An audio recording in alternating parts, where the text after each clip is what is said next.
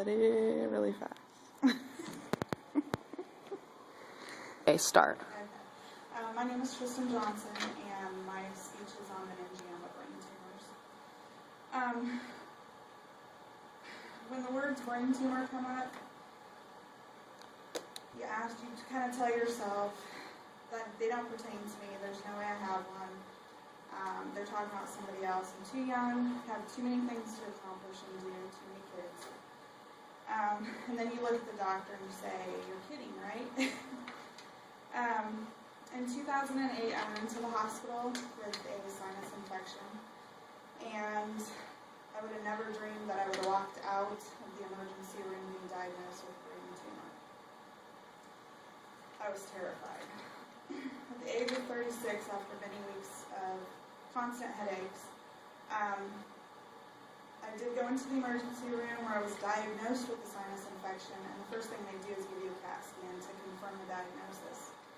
So when they did the CAT scan, obviously the tumor showed up, and when I went in for one thing, I came out with another. I had 2 surgeries. The first one was to remove the tumor, and then consequently I got MRSA, a staph infection from the surgery, and had to go back for a second surgery because they can't just give you antibiotics for that kind of surgery. So, needless to say, everything was kind of going crazy, and it was a little scary.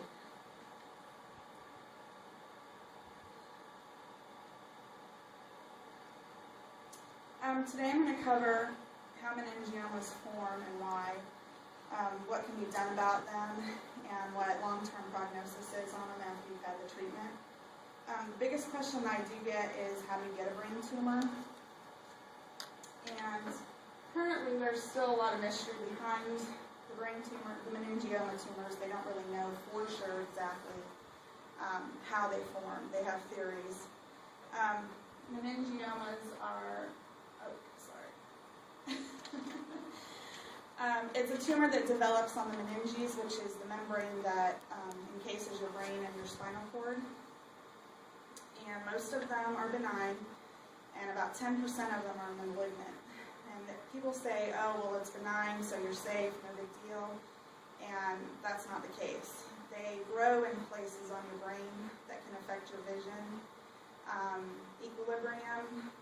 Today I still have flashers from where that section that they did the surgery because of the pressure that was put on my brain from the actual tumor. So a lot of people think, oh, it's not a big deal, you know, it's benign, it's not cancerous, so whatever. And it's kind of the wrong way. It's how I looked at it at first when they told me the statistics, but then obviously after the fact, I changed my mind a little bit.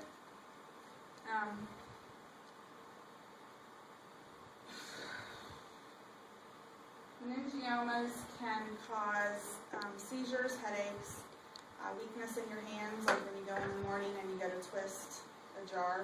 Or mine is my coffee thing. It's hard for me to get it off because my hands are weak. Different things like headaches, and like with my situation, I had a headache basically for 10 days straight that couldn't be controlled with any kind of medication, even the hard stuff at the hospital. And they basically diagnose it. I got ahead of myself a little bit. They diagnose them with CAT scans and MRIs with enhancement. The only influencing factors connected with meningiomas are radiation, like dental x-rays that we get a lot of when we're kids. Head injuries, they say that if you hit your head on something, years later, a meningioma can form there on your brain in that section because it damages the meninges. Another one, and this is where I think mine came from, is hormones, a surge of hormones during pregnancy. And that's when I got my tumor, was after my 3rd pregnancy because of the estrogen and everything that goes through your body to take care of the baby. Okay, so now they've told you you have one. What can you do about it? There are many options when treating these type of tumors. They all vary depending on where the tumor is. If it's on the inside of your brain, the outside. The option I chose obviously was surgical because I was only 36 years old, so the tumor was only going to get bigger and bigger. And it was pressing already on places and causing problems.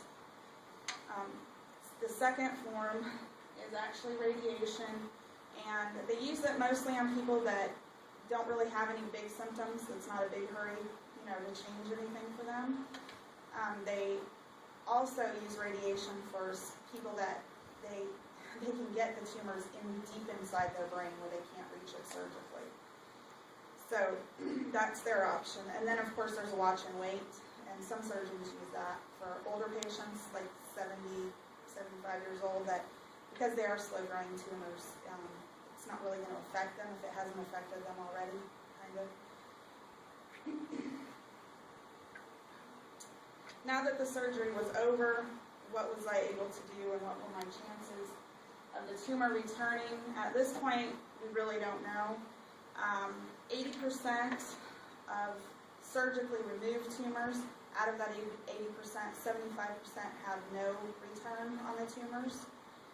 Some people have, basically if they don't get all the cells of the tumor out, it's going to depend on where they've taken the tumor from. Mine was on the very outside of my brain. People that are further in that they do surgery with, they can't always get the cells, so sometimes they can regenerate themselves.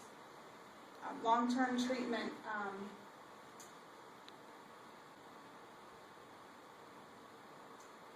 there are side effects of the surgeries.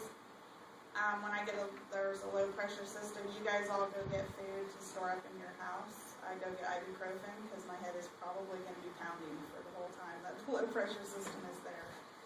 I have visual side effects and equilibrium sometimes, and definitely memory.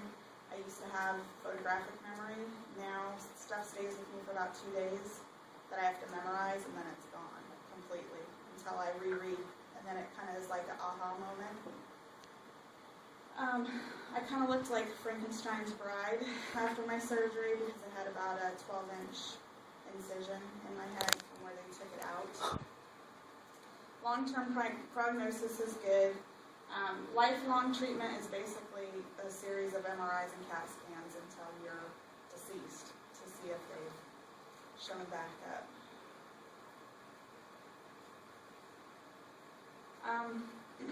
Talking about brain tumors scares people, and although many people associate them with the person being terminally ill, these type of brain tumors are treatable, and life goes on afterwards. Is it always the way it was before? No, but sometimes it's pretty close. Though I first could not believe what they were telling me, surgery was hard for me to go through, not knowing how things were going to turn out. Now, the only difference in my life, like I said, is my memory, and now I have to wear an ugly helmet when I ride my horse that I made. But other than that, pretty much everything is back to normal, and people live through them. Any questions?